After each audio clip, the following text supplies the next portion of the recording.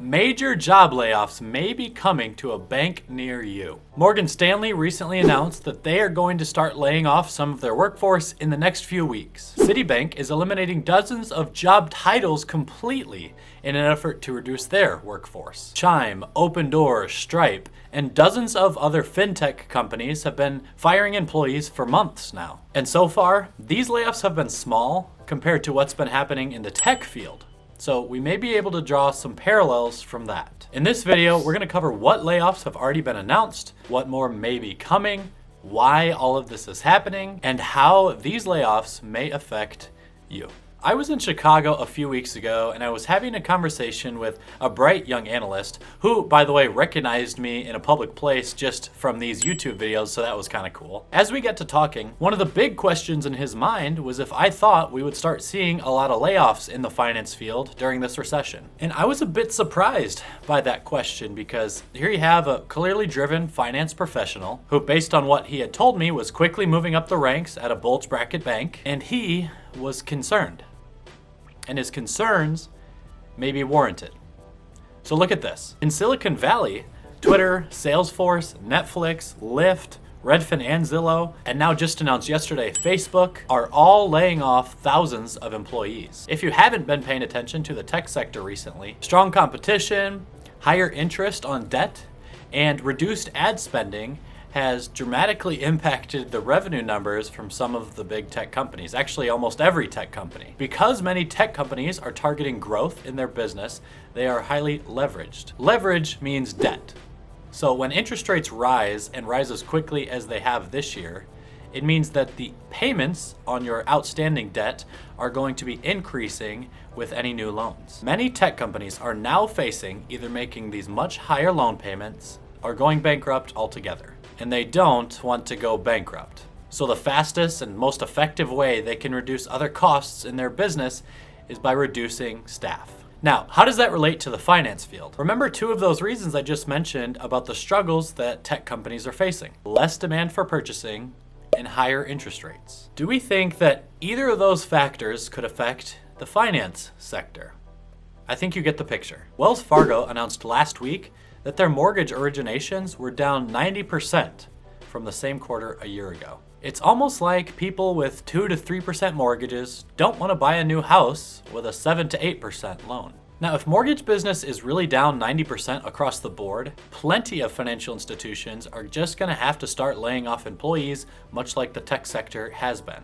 But it's not just the mortgage business that is negatively affected by higher interest rates. The Morgan Stanley story I referenced earlier was actually about how its investment banking division is seeing far fewer deals come across the table, and so they're struggling. Just about any business unit that generates its activity from credit or lending is going to be negatively affected when rates rise. And you're probably well aware, credit is a major factor in the US economy and a large factor for financial institutions. If you're sitting here watching this asking yourself, am I going to be laid off? I have a thought for you there. I might be naive, but I feel like if you serve a core role to a business and you're actually busy in that role in your day-to-day activities, you're going to be pretty safe. Even in slowdowns or recessions, companies typically still need to continue operating their core business functions. So if you do one of those things, you're still going to be needed. But if you look at your daily schedule and sit down and really be honest about it, and you're spending 30 or 40 or 50% or more of your time wasting time, meaning you're not really all that busy, or maybe you were in like the research division of a company that research is not their core product, meaning they don't like sell the research, it just helps aid other departments. Or maybe you're on some other type of new or innovative project that the company is pursuing.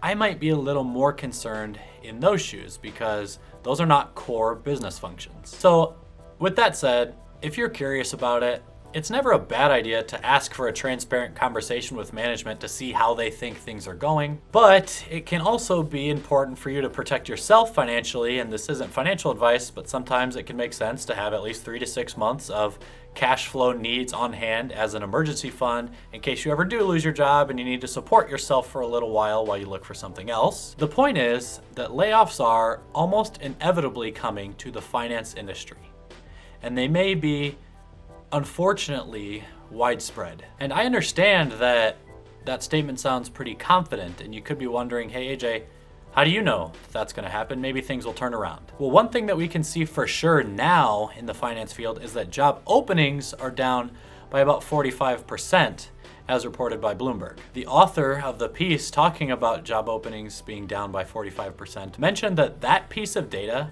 is the primary factor, in at least his opinion, pointing at the fact that we are in a recession, despite what politicians might say. In a recent poll conducted here in the US of all CEOs, the majority of respondents said that they were planning on reducing headcount in the businesses that they run within the next year, with a particular focus on marketing and advertising operations. Now, other areas of our economy are still relatively strong. Hotel occupancy rates are stable. Airline numbers are only going higher since the pandemic, so travel and discretionary spending is still relatively strong, and most small businesses are still reporting solid financial data. I would say that a lot of that spending may be pent-up cash that people were saving during all the stimulus that was coming in during the pandemic, and they're now utilizing it. And I would remind everyone of one of the points I made earlier, that available credit is one of the most important factors in the finance field, and available credit is rapidly declining like today. I hope none of you watching this video get laid off from your jobs, but I think the odds of that hope coming true are very low. I've never been laid off from a job. I've only ever had one full-time job since I've been out of college, and I don't expect that I would get laid off from that. So I can really only lean on movies that I've seen, like Wall Street movies about 2009 when people were losing their jobs at banks, to try to get an understanding for how that could really feel to a person. Many times for us, Americans especially, our careers become a really core foundational piece of who we are, how we identify ourselves. So I could totally understand how losing that would be devastating for a lot of people. If you do happen to get laid off, let me know. Send me an email or something. I'd be just happy to hear about your situation and what was going on. I will likely be making other videos on this topic just to keep everyone updated on the status of this thing in the future. As always, thanks for sticking around to the end of this one. You know the YouTube algorithm loves the long watch times on these videos. Please go ahead and subscribe to the channel if you haven't already. Like this video to push it a little further, and have a good one.